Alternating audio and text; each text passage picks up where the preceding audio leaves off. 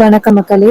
நம்ம கார்த்திக் கதையில ஆகஸ்ட் 4 இன்னைக்கு என்ன நடக்க போகுது அப்படிங்கிறத இந்த வீடியோல இப்ப நம்ம பார்க்க போறோம். மறக்காம இந்த வீடியோக்கு லைக் பண்ணிக்கோங்க. நம்ம சேனலையும் சப்ஸ்கிரைப் பண்ணிட்டு பக்கத்துல உள்ள பெல் ஐக்கானையும் கிளிக் பண்ணி ஆல்னு செட் பண்ணிக்கோங்க. அப்பதாங்க நெக்ஸ்ட் வீடியோ போடும் பொழுது உங்களுக்கு நோட்டிபிகேஷன் வரும், பார்க்கலாம். சரி வாங்க வீடியோல என்ன நடந்துச்சு அப்படிங்கிறத இப்ப நம்ம பார்ப்போம். நம்ம வில்லி என்ன பண்றாங்கன்னா, நேரா வீட்டுக்கு வந்ததோட சரியான கோவத்துல மாடியில நின்னுட்டு இருக்காங்க. அப்பதான் நம்ம ஹீரோ வராரு. ஹீரோ வந்துட்டு வில்லிய பார்த்து, என்ன ரொம்ப பதட்டத்தோட நிக்கிற மாதிரி இருக்கு? உங்க புருஷன் இன்னும் 2 நாளையில இந்த வீட்டுக்கு வந்து வீட்டு வேலை பார்க்க போறாரு, அது எல்லாம் ஞாபகம் இருக்குல்ல? இத கேட்டதும் வில்லி ரொம்ப டென்ஷன் ஆகி, இங்க பாரு, எவ்வளவு தைரியம் இருந்தா நீ இப்படி பேசுவ? அதுக்கு ஹீரோ சொல்றாரு, நடக்க போறத தானே நான் இப்ப பேசிக்கிட்டு இருக்கேன். எவ்வளவு சவால் விட்டேன். உன் புருஷனை ஜெயிக்க வச்சு இந்த வீட்டுல உள்ள 4 பொண்ணுங்களையும் அந்த வீட்டுல கொண்டு போய் முறவாசல் செய்ய வைக்கணும் அப்படின்னு எப்படியெல்லாம் நீயும் உன் புருஷனும் சேர்ந்து பிளான் பண்ணீங்க. இப்ப நடந்ததை பாத்தியா? இங்க பாரு, இது எல்லாத்துக்கும் முக்கிய காரணம் யாரு தெரியுமா? நீதான். உன் புருஷன் இன்னைக்கு இங்க வந்து வீட்டு வேலை பார்க்க போறான். அத பார்த்து நான், அத்தை, வீட்டுல உள்ள எல்லாருமே ரொம்ப சந்தோஷப்பட போறோம்.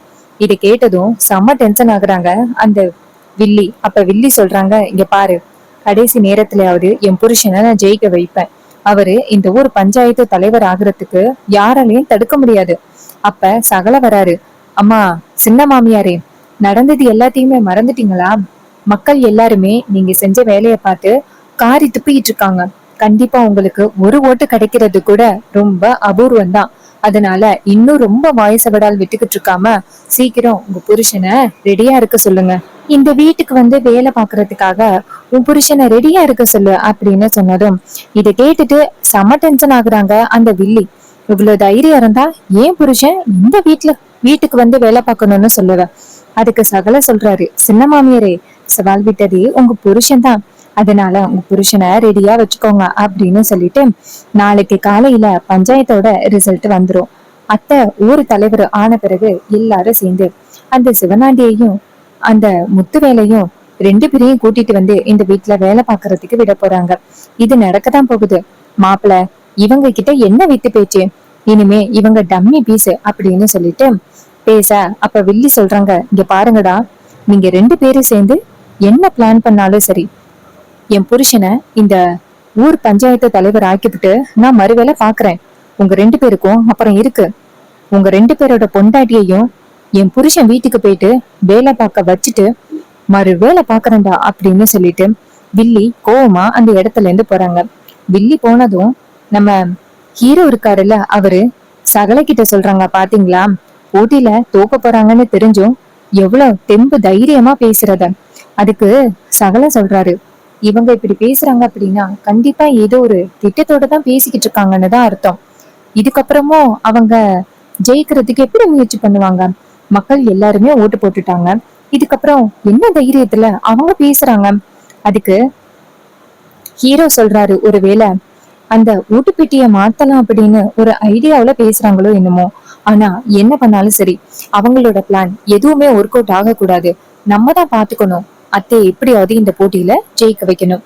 இது கேட்டதும் நம்ம ஹீரோ சொல்றாரு, சரி நம்ம கண்டிப்பா பண்ணலாம் அப்படின்னு சொல்றாங்க. அதுக்கப்புறம் அந்த வில்லிய காமிக்கிறாங்க. வில்லி சரியான கோவத்துல நேரா வீட்டுக்கு போறாங்க. அங்க போயிட்டு நேரா அந்த வில்லனை பாக்குறாங்க. அவரு ரொம்ப சோகத்தோட உட்கார்ந்துகிட்டு இருக்கிறத பாத்துட்டு வில்லி கேக்குறாங்க, என்னங்க இப்படி துவண்டு போய் உட்கார்ந்துருக்கீங்க? அதுக்கு வில்லன் சொல்றாரு, தோத்து போனாலும் பரவாயில்ல, மக்கள் கிட்ட அவமானப்பட்டுட்டேன் அப்படின்னு நினைச்சிட்டு இருக்கலாம். ஆனா என் சித்தப்பா தேவையில்லாம அந்த ஈஸ்வரி கிட்ட சவால் விட்டு இப்போ நான் தோத்து போற நிலைமையில இருக்கேன். நான் தோத்து போனா அவ வீட்டுல வந்துட்டு முறவாசல் செய்யணும். நான் இப்ப என்ன பண்ண போறேன்னு தெரியல. ஒருவேளை அப்படி நடந்தா கண்டிப்பா நான் உயிரோடவே இருக்க மாட்டேன். அதுக்கு வில்லி சொல்றாங்க, என்னங்க இப்படி பேசுறீங்க? நான் இருக்கும் பொழுது ஏன் இப்படி பேசுறீங்க? உங்களை இந்த அளவுக்கு பிரச்சனையை தள்ளி விட்டுட்டு நான் வேடிக்கை பார்த்துக்கிட்டு இருக்கேனா? இங்க பாருங்க, என்ன நடந்தாலும் சரி, நீங்க இந்த போட்டியில கண்டிப்பா ஜெயிப்பீங்க. நீங்க தான் ஊர் தலைவர் ஆகுவீங்க. அந்த ஈஸ்வரி தோத்து போவா. அதுக்கு சித்தப்பா கேக்குறாரு, மருமகளே, அது எப்படி மருமகளே நடக்கும்? இது மாதிரி எல்லாரும் ஓட்டு போட்டு முடிச்சாச்சு, ஒருத்தரும் என் மகனை மதிக்கவே இல்ல. எவனும் கண்டிப்பா ஓட்டு போட்டிருக்கவே மாட்டானே. அதுக்கு வில்லி சொல்றாங்க, இங்க பாருங்க, அது வரைக்கும் தான் உங்களுக்கு தெரியும். ஆனா அந்த ஓட்டு பெட்டியில என்ன இருக்கு அப்படிங்கறத பத்தி மக்களுக்கு தெரியுமா? மக்கள் யாருக்குமே தெரியாது. சோ கண்டிப்பா அவங்க யாருமே இந்த ஓட்டு பெட்டிய பத்தி நினைக்க மாட்டாங்க. ஓட்டு எவ்வளவு விழுந்திருக்கு அப்படின்னு தான் நினைப்பாங்க. அதிகாரிகளை பொறுத்த வரைக்கும் மக்கள் எவ்வளவு ஓட்டு போட்டிருக்காங்க அப்படிங்கிறது மட்டும்தான் முக்கியம். மத்தபடி யாரு ஓட்டு போட்டா அப்படிங்கறத பத்தி கருத்திலேயே கொண்ட மாட்டாங்க. அதனால நம்ம அந்த ஓட்டு பெட்டியை மாத்திட்டோம்னா கண்டிப்பா அவரு ஜெயிக்கிறதுக்கு வாய்ப்பு இருக்குல்ல. இதை கேட்டதும் சித்தப்பா சொல்றாரு, சூப்பர் ஐடியா, இதையவே நம்ம பயன்படுத்தலாமே. அதுக்கு வில்லி சொல்றாங்க, இங்க பாருங்க, இந்த திட்டம் மட்டும் அவனுக்கு தெரியக்கூடாது, அதுதான் முக்கியமான விஷயம். கண்டிப்பா அவன் ஏதாவது ஒரு வகையில அந்த திட்டத்தை தள்ளுபடி ஆக்குறதுக்கு பார்ப்பான். அதனால அவங்ககிட்ட இருந்து நம்ம கொஞ்சம் உஷாராதான் இருக்கணும். சோ நம்ம என்ன பண்றோம்னா இப்ப நேரா அந்த ஓட்டுப்பெட்டியை மாத்துறதுக்கு முயற்சி பண்ண போறோம். இது அக்கா காரிக்கோ அல்ல நம்ம எதிரிக்கோ தெரியக்கூடாது. உடனே சித்தப்பா சொல்றாரு, சரிம்மா, இது மாதிரி நம்ம போனாதான் அவன் கண்டுபிடிச்சிருவான். நீ போயிட்டு உனக்கு தோதான ஆளை ரெடி பண்ணி பண்ணு. இது கேட்டதும் வில்லியும் சரி அப்படின்னு சொல்லிட்டு நேரா அவங்க ஹஸ்பண்ட பார்த்து, என்னங்க, நீங்க கவலைப்படாதீங்க, உங்களுக்கு எந்தவித ஆபத்து வராம நான் பாத்துக்கிறேன். நீங்க இந்த ஊர் பஞ்சாயத்து தலைவர் ஆகுறத யாராலையும் தடுக்க முடியாது, சரியா அப்படின்னு சொல்லிட்டு வில்லி அவங்க புருஷனுக்கு ஆறுதல் சொல்லிட்டு அந்த இடத்துல இருந்து நேரா வீட்டுக்கு வராங்க. வீட்டுக்கு வந்துட்டு மொட்டை மாடியில ரொம்ப யோசனையா இருக்காங்க. அதே நேரம் அந்த ஹீரோவும் சகலையும் பேசிக்கிறாங்க. சகல சொல்றாரு, மாப்பிள, காலையில இருந்து அந்த சின்ன மாமியார் இப்படி யோசனையிலே இருக்கிறத பார்த்தா எனக்கு கொஞ்சம் சந்தேகமா இருக்கு. ரொம்ப தீவிரமா திட்டம் போட்டு கண்டிப்பா ஏதோ ஒரு விஷயத்த செய்யறதுக்கு முயற்சி பண்ணிக்கிட்டு இருக்காங்க. அவங்க கிட்டே இருந்து நம்ம எப்படியாவது வந்துட்டு தப்பிக்கணும். என்ன பண்றது? இதை கேட்டதும் ஹீரோ சொல்றாரு, அவங்க என்ன பிளான் பண்றதா இருந்தாலும் இந்த வீட்டை தாண்டி தானே பண்ணணும். அவங்க இந்த வீட்டை விட்டு கண்டிப்பா எங்கேயாவது போவாங்க. சோ அவங்கள ஃபாலோ பண்ணி போய் உண்மையை கண்டுபிடிச்சிடலாம். இதை கேட்டதும் சகலையும் சரி, இப்படியே வந்துட்டு அவங்கள சும்மா விதத்துல எந்தவித நியாயமும் இல்ல சகல. இந்த வாட்டி அத்தைக்கிட்ட அவங்க தங்கச்சி எப்படிப்பட்டவங்க அப்படிங்கறத நிரூபிக்கலான்னு எனக்கு தோணுது. அதுக்கு நம்ம ஹீரோ சொல்றாரு, ஆமா, நீங்க சொல்றதும் ஒரு வகையில நல்லதுதான். ஒவ்வொரு முறையும் அவங்க பிளான் பண்ணும் பொழுது நம்ம இப்படி சாதாரணமா விடுறதுனாலதான் அவங்க அடுத்தடுத்த டைம் ரொம்ப பெரிய பிளான் எல்லாம் பண்ணி இப்படி ரொம்ப இம்சை கொடுத்துக்கிட்டு இருக்காங்க. சோ நெக்ஸ்ட் டைம் அவங்க பிளான் பண்ணும் பொழுது அத்தைக்கிட்ட இவங்க இப்படிப்பட்டவங்க அப்படிங்கறத நம்ம நிரூபிக்கணும், சரியா? இதை கேட்டதும் நம்ம ஹீரோவும் சரி அப்படின்னு சொல்றாரு. அதுக்கப்புறமா அந்த வில்லி மாடியில நின்னு போன் பேச போறாங்க. அப்பதான் நாங்க சகல லைட்டா போறாரு. அங்க போயிட்டு அப்படி அவங்க என்ன பேசிக்கிட்டு இருக்காங்க அப்படிங்கறத கேக்குறாங்க. அப்ப வில்லி என்ன பண்றாங்கன்னா நேரா அந்த ஆட்களுக்கு போன் பண்ணி, என்னங்கடா என்னாச்சு, அவருக்கு ஓட்டு போடணும்னு சொன்னனே கரெக்டா, அது எல்லாமே ரெடி பண்ணிட்டீங்களா? அவனுங்க சொல்றாங்க, மேடம், எல்லாமே ரெடி பண்ணிட்டோம், அந்த பொட்டியை மாத்துறது மட்டும்தான் வேலை. நீங்க வந்துட்டீங்கன்னா அதை பண்ணிடலாம். இது கேட்டதும் வில்லி சொல்றாங்க, சரி, இன்னைக்கு நைட்டு கரெக்டா ஒரு 9 மணி போல நான் வரேன். இருட்டுக்குள்ள வந்தாதான் மாத்த முடியும். இது கேட்டதும் அந்த ஆட்களும் சரிங்க மேடம் அப்படின்னு சொல்லிட்டு போனை கட் பண்றாங்க. அப்ப வில்லி நினைக்கிறாங்க, டேய் டிரைவர், எப்படியாவது என் அக்காவை ஜெயிக்க வைக்கலாம் அப்படின்னு நினைச்சு நீ இப்படி ஒரு காரியத்தை பண்ணிருக்கியல்ல. இன்னைக்கு நைட்டு என் அக்கா காரிக்கு போட்ட ஓட்டு எல்லாத்தையுமே தூக்கி எறிஞ்சிட்டு அவருக்கு சாதகமா ஓட்டு பெட்டிய மாத்த போறேன். நாளைக்கு நடக்க போற அந்த ஓட்டுப்பதிவுல என் புருஷன் தான் ஜெயிச்சிட்டாரு அப்படின்னு எல்லாருமே அறிவிக்க போறாங்க அப்படின்னு ரொம்ப சந்தோஷமா வில்லி இருக்காங்க. சகல இது எல்லாத்தையுமே கேட்டதோட நேரா ஹீரோ கிட்ட வந்துட்டு, மாப்பிள மாப்பிள அப்படின்னு சொல்ல அவரு கேக்குறாரு, என்னாச்சு? சகல சொல்றாரு, இது மாதிரி நம்ம நினைச்ச மாதிரியே சின்ன மாமியார் பிளான் பண்ண ஆரம்பிச்சுட்டாங்க. ஹீரோ கேக்குறாரு, என்னாச்சு? சகல சொல்றாரு, இது மாதிரி அத்தைக்கு ஓட்டு போட்டிருக்காங்கல்ல, அந்த ஓட்டு பெட்டி எல்லாத்தையுமே தூக்கி வீசிட்டு அந்த சிவனாண்டிக்கு சாதகமா ஓட்டு போட்ட மாதிரி அந்த ஓட்டு பெட்டியை மாத்தி வைக்கணும் அப்படின்னு சின்ன மாமியார் பிளான் பண்ணிக்கிட்டு இருக்காங்க. இத நான் காதுல வாங்கிட்டேன். இது கேட்டதும் நம்ம ஹீரோ சொல்றாரு, ஓ அப்படியா, அவங்க இவ்வளவுதான் பிளான் பண்ண முடியும். நம்ம சுலபமா அவங்கள மாட்ட வைக்கிறதுக்கு ஒரு வாய்ப்பு கிடைச்சிருச்சு. இப்ப என்ன பண்ணணும்னா நேரா சீன மாமியார் என்ன பண்றாங்க அப்படிங்கிறத அத்தை கிட்ட சொல்லணும். ஸோ அவங்க நம்ப மாட்டாங்க. பட் எப்படியாவது நம்ம அவங்க கிட்ட ஃபோர்ஸ்ஃபுல்லா சொல்லணும். அவங்க கண்டிப்பா ஒத்துக்கிட்டு தானே ஆகணும். அதுக்கப்புறம் அவங்கள வந்துட்டு நேரா சின்ன மாமியார் போற இடத்துக்கு கூட்டிட்டு போயிட்டா ஆட்டோமேட்டிக்கா சின்ன மாமியார் பண்ற எல்லா வேலையும் தெரிஞ்சு போயிடும். இதை கேட்டதும் சகலையும், சூப்பர், இங்க பாருங்க சகல, நான் சொன்னா அத்தை கண்டிப்பா ஏத்துக்கிறதுக்கு வாய்ப்பு இல்லை. ஆனா நீங்க சொன்னீங்கன்னா கண்டிப்பா ஏத்துப்பாங்க. ஸோ நீங்க போயிட்டு சொல்லுங்க மாப்பிள்ள. இதை கேட்டதும் ஹீரோவும் சரி அப்படின்னு சொல்லிட்டு இங்க இருந்து போறாரு. நேரா அவங்க அத்தையை போய் பாக்குறாங்க. அவங்க அத்தை கேக்குறாங்க, சொல்லுங்க மாப்பிள்ள.